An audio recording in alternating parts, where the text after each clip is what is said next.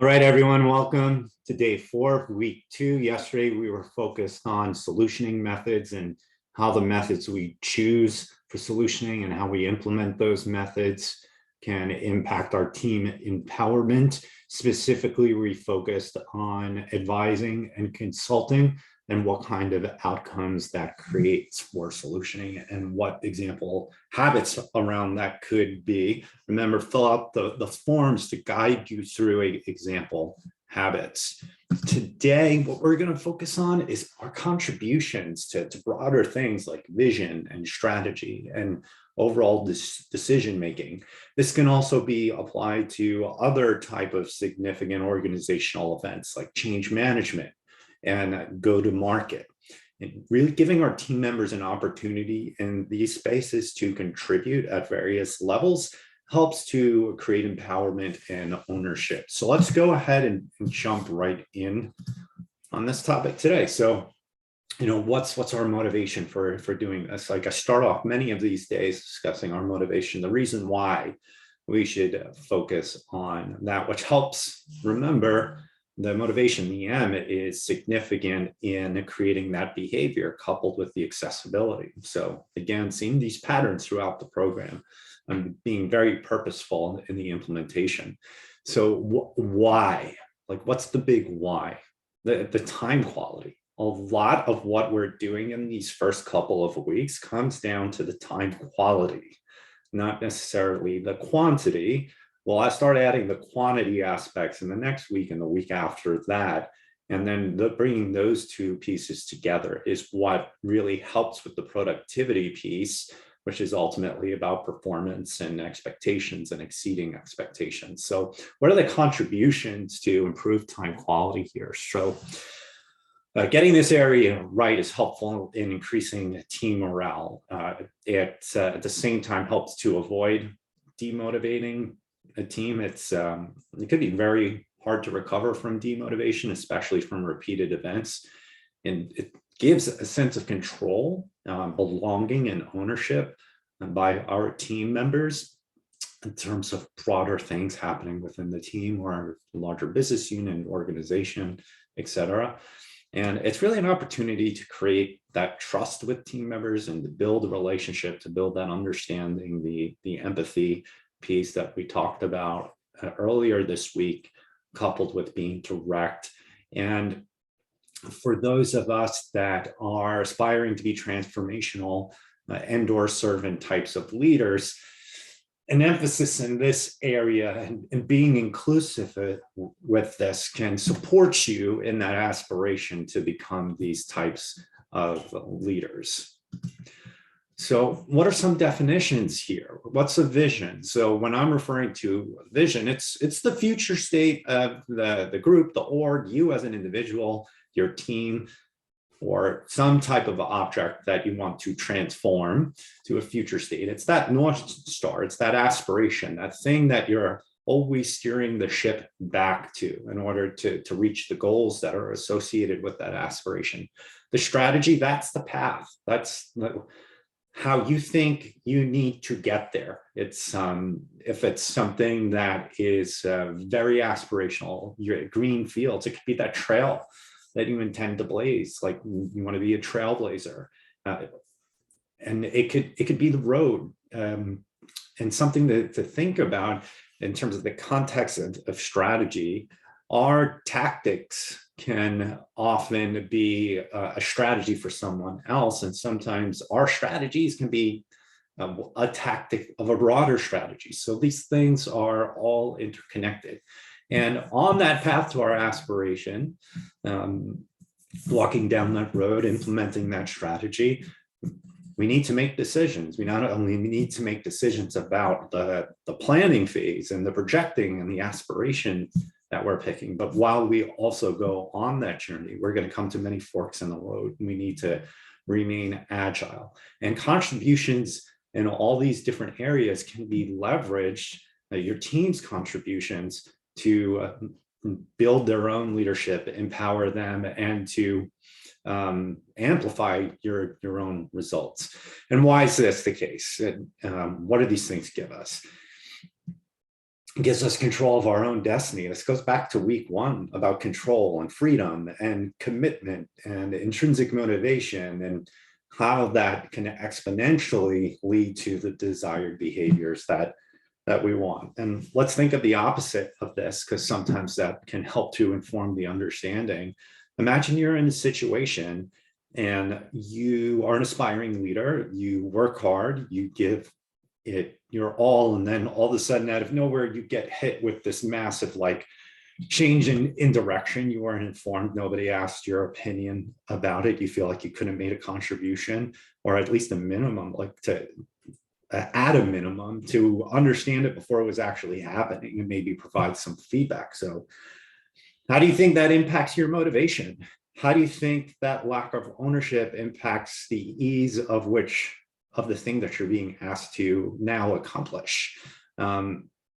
Perhaps since you weren't able to contribute to the strategy of the vision, you didn't pick things that were more probable to happen, the path that was more probable to happen to realize the vision. And therefore you might be demotivated and less likely to exhibit the behaviors to achieve the aspiration.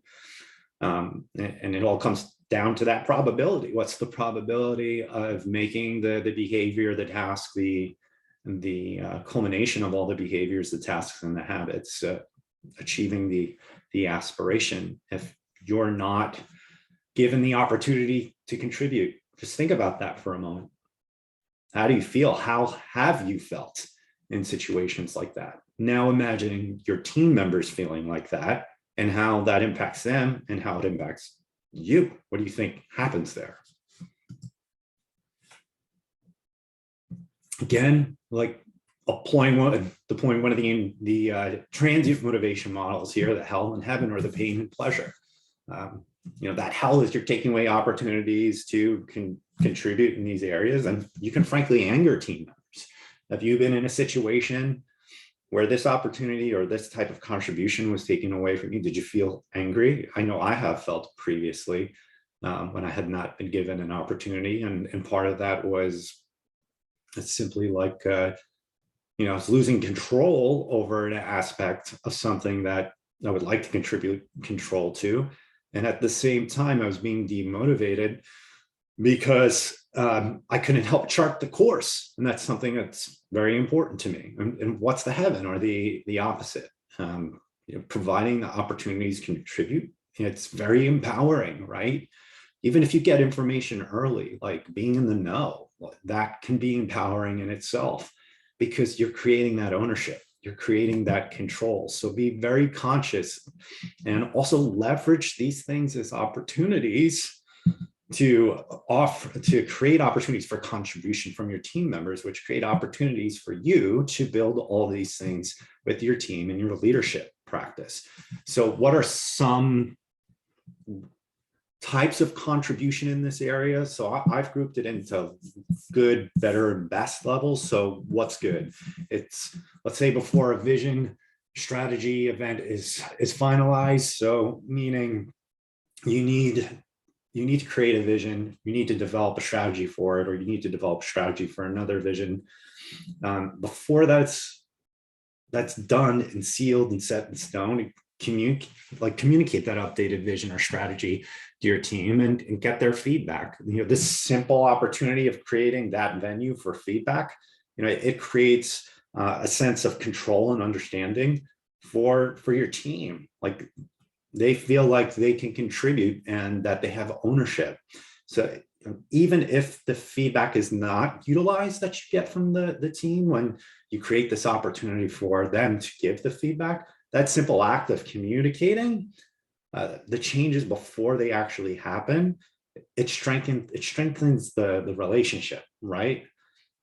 Let's say, have you ever been in a situation where somebody gave you the heads up about, well, let's go to a worst case scenario, some bad news before it was actually delivered, and they asked for your feedback? How did you feel about that situation? You likely felt upset about the bad news, but thankful that you had the opportunity to know and communicate your thoughts about it and offered potential feedback. And that trust and relationship you had with the person that gave you the information was probably made stronger because of that. So what's the next level of contribution? It's combining the good, but it's actually the application of the feedback that you've gotten from your team, and you update the vision and the strategy, and you communicate out the contribution. So you have the feedback session, you get the feedback, you find that the feedback is valid, and you make some changes to the deliverables, and then to your stakeholders, either up or aside, or even managing down, you communicate out to them the changes, the vision and the strategy and the rationale, and call out the people on your team that made contributions to that. You're helping your team to get awareness.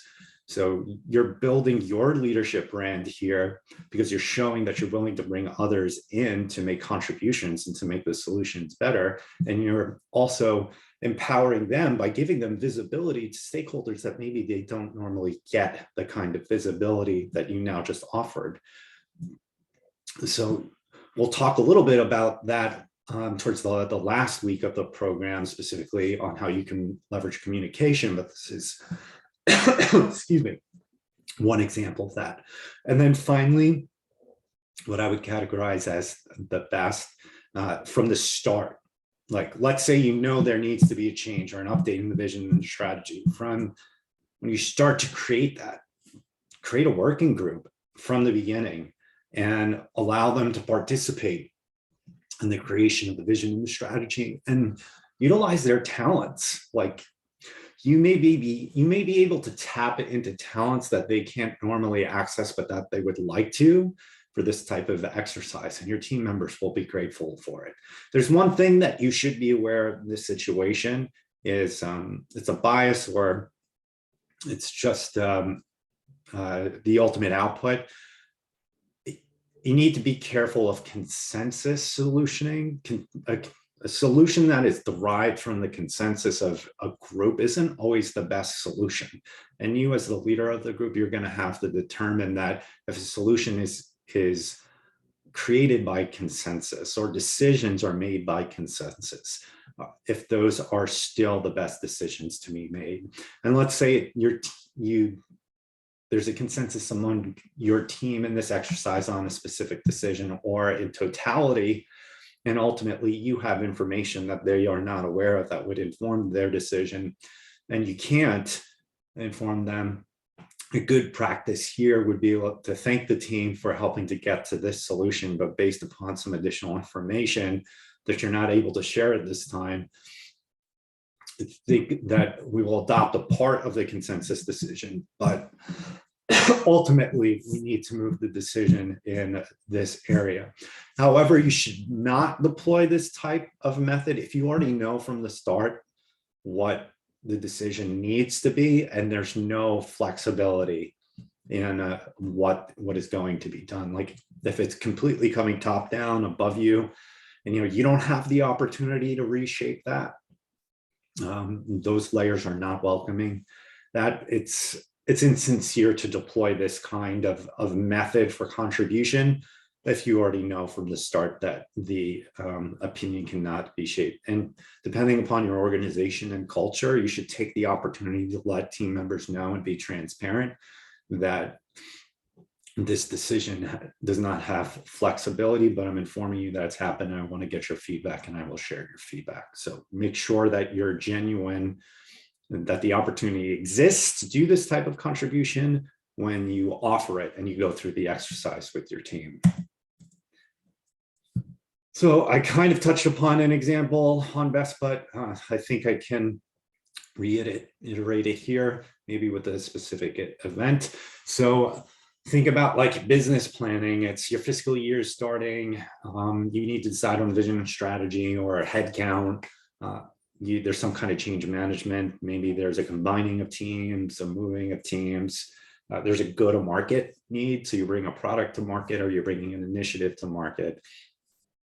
That's the prompt. So what will you do? So in this example, I would form a working group with my team members, run vision planning sessions, and produce an updated aspiration for our group and the plan to realize it. And then after that, I will communicate our decisions to stakeholders and give recognition to the team members in that communication. So this is the sequence here for this habit. I'm prompted, this is what I'll do, this is what I'll do next, and we already discussed the motivations. So let's go through an example of a good, better type of behavior or habit. So again, let's say after some type of business planning, change management, or go-to-market approach. And for your examples, it doesn't have to be these types of prompts. You might have other prompts. I will schedule a feedback session with my team to gather their point of view and agreement and a critical feedback. So agreement doesn't necessarily mean consensus decisioning. It simply means they agree with the vision, or they don't, or they have critical feedback for it. And then after that, I will communicate our feedback to stakeholders and give recognition to the team members in that communication. And then finally, I will communicate back what, if any, feedback was implemented with my team members. That's crucial. Your team made contributions. You asked for feedback, they gave it to you. Ideally, you know that you can do something with that feedback, that there's a door open to do that. And then what happens with that feedback, you should circle back to your team and let them know what was the consequence of that, because they're going to wonder, and they're going to want to know the kind of impact that they had, and whether it was nothing or it was a lot. A simple act of communication helps to build a relationship and the trust with your team, and that builds your leadership brand. All right. So what are the action items for today? Real simple. We're just going to quickly go through an exercise around what the behavior, that the habit is in this area. So make sure you go to the form, fill out the form in the link either below or in the worksheet. And then the next thing is, the exercise is a great first step, but think about how you can apply this and the other things that you're learning immediately. That's what helps these things to really stick. And you can always go back and look at these materials again.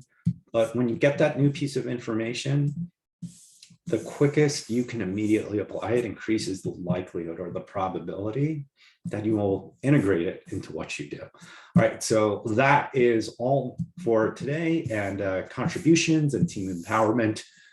We'll see you for day 5, and we will be talking about understanding the obstacles that our team members face. All right, see you then.